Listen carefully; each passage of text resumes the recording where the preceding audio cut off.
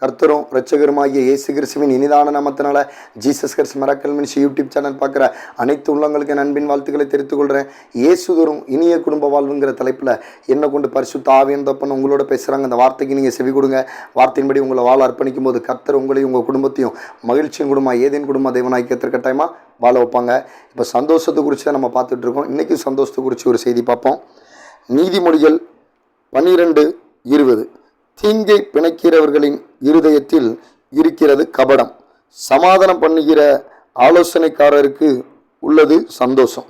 அப்போ பார்த்தீங்கன்னா நம்ம வாழ்க்கையில் நம்மளுடைய சொந்த பந்தங்கள் நமக்கு தெரிஞ்சவங்க ஏதோ ஒரு சண்டை ஏதோ ஒரு சச்சரவு வந்துச்சுன்னா அந்த இடத்துல கூட கொஞ்சம் எப்படா சண்டை இழுத்து விடலாம் இவங்க ரெண்டு பேருக்குள்ள அப்படின்னு தீங்கான காரியங்களை என்ன செய்வாங்க, மூட்டி விடுவாங்க. ஒருத்தர் தீங்கா மூட்டி விட்டு ரெண்டு பேரும் சண்டை போட்டு கொடுத்தோம் அப்படின்னு என்ன செய்வாங்க, தீங்கை மூட்டி விடக்கூடிய கபடமான இருதயம். அதாவது என்ன, கள்ளத்தனமான இருதயம். நம்ம சொந்த பந்தத்திலையும் இருப்பாங்க, நம்ம ஃப்ரெண்ட்ஸுங்களே இருப்பாங்க, நம்ம பக்கத்து வீட்டுக்காரங்களே இருப்பாங்க. பக்கத்து வீட்டுக்காரங்க நீங்கள் யார்கிட்டயா ஒருத்தங்கிட்ட ரொம்ப க்ளோஸில் பேசி வச்சுருந்தீங்கன்னா அதை உங்களுக்கு பிடிக்காத போது என்ன செய்வாங்க, நீங்கள் இல்லாத நேரம் உங்களை பற்றி கெடுதலான காரியத்தை என்ன செய்வாங்க, அவங்கள்ட்ட சொல்லுவாங்க. இது அவங்களுக்கு தீங்கை என்ன செய்யும், அந்த இருதயத்திலேருந்து தீங்கான காரியங்கள் உங்களை குறித்து அவங்க பக்கத்து வீட்டில் உங்களுக்கு தெரிஞ்சவங்ககிட்ட நல்ல தெரிஞ்சவங்ககிட்ட உங்களை குறித்து என்ன செய்வாங்க, தப்பான காரியங்களை பேசுவாங்க, உங்களை கெடுத்து பேசுவாங்க. இதே மாதிரி சொந்த பந்தத்திலையும் பேசுகிறாங்க, உங்களுடைய என்ன சொல்கிற நண்பர் சர்க்கிள்லையும் என்ன செய்கிறாங்க, பேசுகிறாங்க. அப்போ அவங்களோட இருதயம் என்னன்னா கபடமாக இருக்கும். கபடம்னா கள்ளத்தனமான இருதயமாக இருக்குன்னு வேதவசனம் சொல்லுது. அப்போ சமாதானம் பண்ணுகிற ஆலோசனைக்காரர் உள்ளது சந்தோஷம். சமாதானமாக ஒரு காரியத்தை பேசுகிறவங்களோட உள்ளத்தில் இருக்குது சந்தோஷம்னு வேதவசனம் சொல்லுது. இதே மாதிரி பார்த்தீங்கன்னா எனக்கு தெரிஞ்சு இதுக்கு ரெண்டுக்குமே நான் உங்களுக்கு ஒரு சாட்சி சொல்கிறேன். இப்போ பார்த்தீங்கன்னா எனக்கு தெரிஞ்சு கிராமங்களில் ஒரு இடத்துல சண்டை வருதுன்னா அந்த சண்டை வரும்போது அவங்கள காம்ப்ரமைஸ் பண்ணி விட்டுருவாங்க. ஆனால் அதுக்கப்புறம் பார்த்தீங்கன்னா அவங்களுக்கு வேண்டப்பட்ட ஆள் என்ன செய்வாங்க, இங்கேயும் பேசிக்கிடுவாங்க, அங்கேயும் பேசிக்கிடுவாங்க. பேசிக்கிட்டு என்ன செய்வாங்கன்னா என்ன ஒரு பழமொழி சொல்லுவாங்க, சண்டைக்காரன் சண்டை போட்டால் கூட்டாளிக்கு என்னது சந்தோஷமா அப்படின்னு. அப்போ சண்டை இழுத்து விட்டுட்டு அதில் சந்தோஷத்தில் குளிர் காயதுக்குன்னு ஒரு சில கூட்டங்கள் உலகத்தில் இருக்க தான் செய்கிறாங்க. அப்போ அப்படிப்பட்ட மக்களுடைய இருதயத்தில் நீங்கள் என்ன செய்யணும், கவனமாக இருக்கணும் தான் வேதவசனம் சொல்லுது.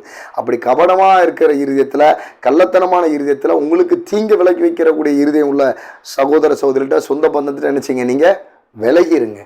அப்புறம் பார்த்தீங்கன்னா அடுத்த என்ன வசனம் சொல்லுதுன்னா, சமாதானம் பண்ணுகிற ஆலோசனைக்காரருடைய உள்ளது சந்தோஷம். சமாதானம் பண்ணுறக்கூடிய அந்த இருதயத்தில் உள்ளது சந்தோஷம் இருக்கும். அப்போ எனக்கு தெரிஞ்சு பார்த்தீங்கன்னா எனக்கே ஒரு 2017 என்னுடைய வீட்டில் என்னுடைய சொந்த பந்தத்தின் மூலிமா எனக்கு ஒரு சின்ன ஒரு பிரச்சனை. அப்போ பார்த்தீங்கன்னா அதில் எனக்கு ஒரு சொந்தக்கார பையன், ரொம்ப வேண்டப்பட்ட பையன், அவனுடைய இருதயத்தில் பார்த்தீங்கன்னா அந்த பிரச்சனை ரொம்ப வந்துச்சு. பிரச்சனை ரொம்ப ஆளாளுக்கு சத்தம் போட வைக்க கணக்கு இருந்துட்டு இருந்தாங்க. ஆனால் அவன் ஒருத்தன் மட்டும்தான் என்ன செஞ்சானா, உங்கள் உறவு எனக்கு வேணும், அதனால் உங்கள்கிட்ட நான் அந்த விஷயத்தை சமாதானமாக பேச தான் வந்தேன் அப்படின்னு சொல்லி சமாதானமாக தான் ஃபுல் அண்ட் ஃபுல் அந்த பிரச்சனை முடியுது வரைக்கும் என்ன செஞ்சான், சமாதானமாக மட்டுமே பேசிக்கிட்டு இருந்தான். சிரித்த முகமாகவே இருந்தான், சமாதானமாகவே அந்த பேசிட்டு திரும்பவும் போய் ஃபோனில் என்ன செஞ்சான், சமாதானமாக அந்த உறவு நீடிக்கணும், அந்த உறவு போயிருக்கணும், நாங்கள் அந்த சொந்தம் விட்டுறக்கூடாது அப்படின்னு நினைக்கிறாங்க. அப்போ அவனுக்கு உள்ளத்தில் என்ன செய்யும், அந்த சந்தோஷம் ஆட்டோமேட்டிக்காக இருக்கும். காரணம் என்னென்னா அவன் உள்ளத்தில் என்னது, அந்த ரெண்டு குடும்பம் ஒரே குடும்பம் சண்டை சச்சரவு போட்டு பிரிவினை ஆயிடக்கூடாது, அது சமாதானமாக இருக்கணும். ரெண்டு பேரில் யாரோ ஒருத்தங்க மேலே தப்பு இருந்தாலும் அதை ரெண்டு பேருமே அதை சாரி கேட்டோ காம்ப்ரமைஸ் ஆகியோ சமாதானமாக போயிட்டாங்கன்னா குடும்பம் அந்த உறவு நீடிக்கப்படும், அந்த குடும்பம் திரும்ப கெட்டப்படும், அந்த குடும்பத்தில் அந்த சஞ்சலை நீங்கி சந்தோஷம் உண்டாகும். அப்படிங்கிற அந்த காரணத்தில் அந்த பையனோட மைண்ட் அப்படி இருந்தது. அது எனக்கு ரொம்ப பிடிச்சிருந்து அந்த பையனோட அப்ரோச். அதே மாதிரி நீங்கள் என்ன செய்யுங்க, உங்கள் குடும்பத்தில் சொந்த பந்தத்தில் யாரையுமே என்ன செய்யாதீங்க, பகைக்காதீங்க, யாரையுமே விரோதமாக நினைக்காதீங்க. கூடுமான அளவு என்ன செய்யுங்க, சந்தோஷமாக இருங்க. உங்களுக்கு பிடிக்கலையா அவங்கள விட்டு தூர போயிட்டு என்ன செய்யுங்க, அவங்கள பற்றி பேசுகிறதே விட்டுருங்க. அவங்கள பற்றி உங்கள்ட்ட யார் விசாரித்தா எனக்கு தெரியாதுங்க அப்படின்றங்க. தெரியாதுன்னு சொல்லிட்டு என்ன செய்யுங்க, நீங்கள் அந்த சந்தோஷத்துலேருந்து வெளியே வந்துடாதீங்க. எப்போ குடும்பத்தில் சண்டை சச்சரவு சொந்த பந்தத்திலையோ தெரிஞ்சவங்க மத்தியிலையோ உங்கள் சொந்த பந்த மத்தியிலையோ சண்டை சச்சரவு வந்துச்சுன்னா, இல்லை வேண்டாத வார்த்தைகள் பேசினாலும் என்ன செய்யுங்க, நீங்கள் அந்த வீடியோ பார்த்துட்டு இருக்க சகோதர சகோதரிகள் அவங்களுக்கு சமாதானத்தை தான் நீங்கள் கூறணும். அதுதான் நீங்கள் ஆண்டோட கிறிஸ்துக்குள்ளே வாழ்கிற பிள்ளைங்களுக்கு அழகே அதுதான். ஏன்னா அவர் சமாதானத்தின் தேவன் இயேசு, அவர் உங்களோட இருக்கார், அது சமாதான பிரபு.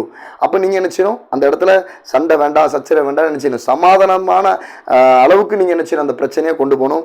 நீங்களும் சமாதானமாக இருக்கணும். அப்போ உங்களுக்குள்ள சந்தோஷம் என்ன செய்யும், ஆட்டோமேட்டிக்காக பெருகும். அந்த இடத்துல சமாதானம் உண்டாயிட்டுன்னா அதுக்கப்புறம் பார்த்தீங்கன்னா 1 நாள் 2 நாள் கழிச்சு சந்தோஷம் ஆட்டோமேட்டிக்காக அந்த சண்டை வந்த இடத்துல சந்தோஷம் ஆட்டோமேட்டிக்காக பெருக ஆரம்பிச்சிடும், சந்தோஷம் நிலச்சி நிற்க ஆரம்பிச்சிடும். அதனால் நீங்கள் என்ன செய்யுங்க, எல்லாத்துட்டையும் சந்தோஷமாக இருங்க. சண்டை சச்சரவு வந்து அந்த இடத்துல சமாதானமான காரியத்தை பேசி சமாதானத்துக்கு எதுவாக கொண்டு வாங்க.